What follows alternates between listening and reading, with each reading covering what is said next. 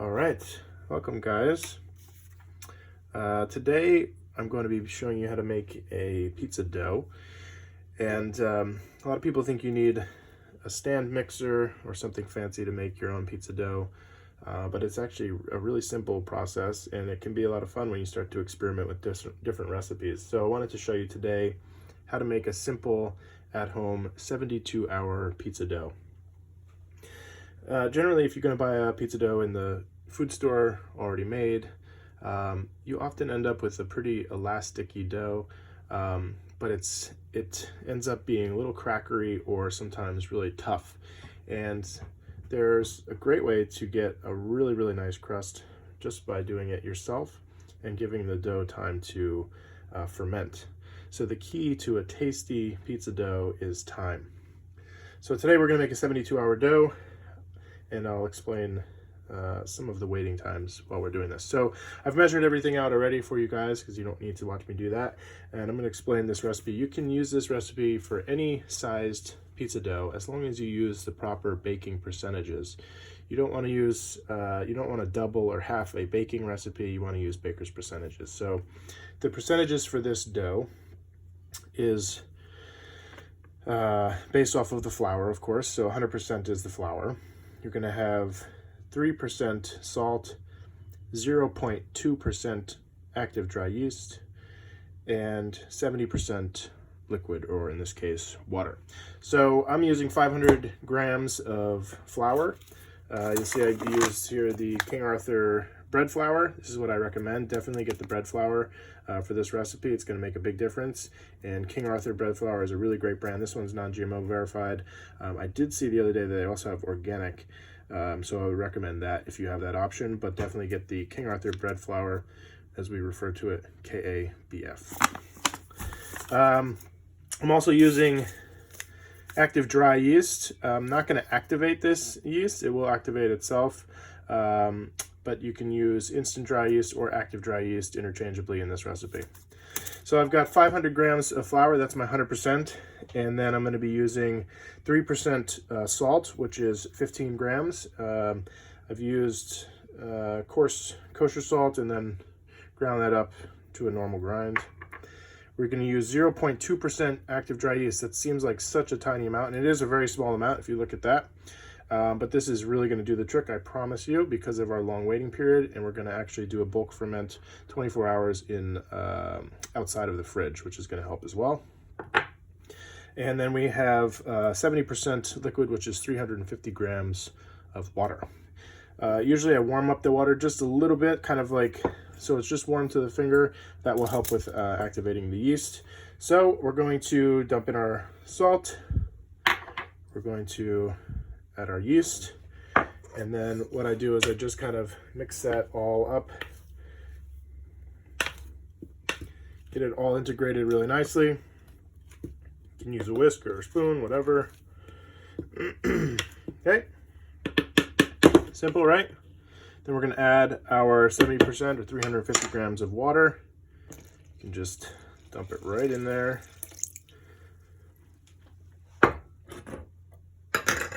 And then we're going to stir that up, just kind of get it mixed. You'll see it comes together pretty quickly. And once you've got it all sort of combined like this, you can see it's pretty much get all the water out of it. What you're going to do is you're just going to take a little bit of your flour and throw that on the counter or whatever surface you're using.